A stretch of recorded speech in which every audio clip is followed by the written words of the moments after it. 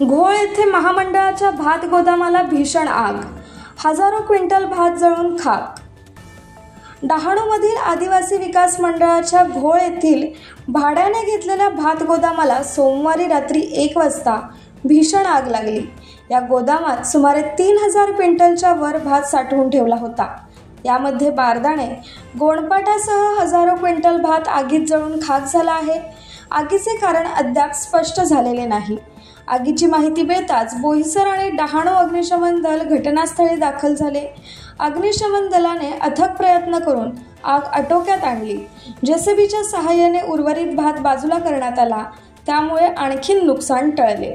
स्थानिक नागरिक आणि ग्रामपंचायत सदस्यांनी तातडीने पोलीस व महामंडळ अधिकाऱ्यांना माहिती दिली।